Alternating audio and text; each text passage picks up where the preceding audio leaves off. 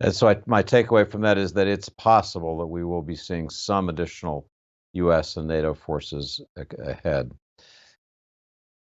So, Ambassador Smith, we have just a minute or so left, and I want to turn to the question of diplomacy.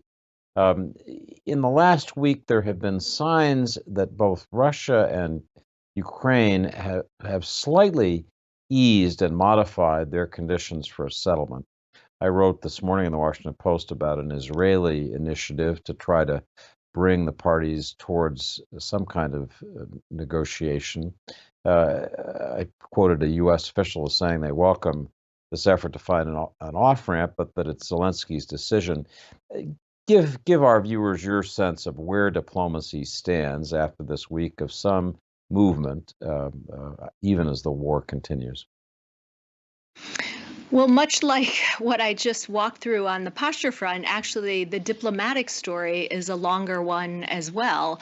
We have spent the past couple months trying to urge President Putin to take the diplomatic path of de-escalation. And we did that in multiple settings, as you well know, and no doubt your listeners know, that we worked it in bilateral channels. We had Russia here in the NATO-Russia Council in early January. We've worked it in the OSCE. Sadly, they didn't seize on any of those opportunities to move towards de-escalation, and they took the opposite path of conflict.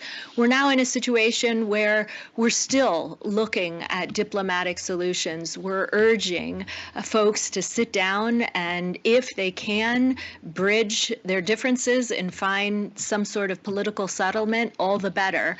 Unfortunately, what we hear from the Russians often are a lot of claims that they're interested in a political settlement or they're interested in humanitarian corridors.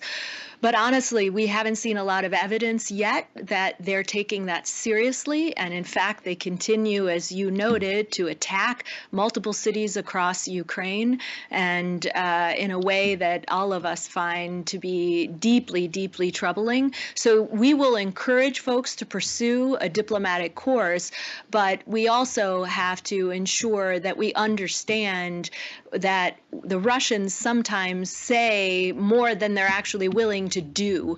So we'll keep a close watch on this. Of course, we want to see a peaceful settlement. That's what should be happening immediately. And we've urged the Russians to stand down and find a diplomatic path out of this.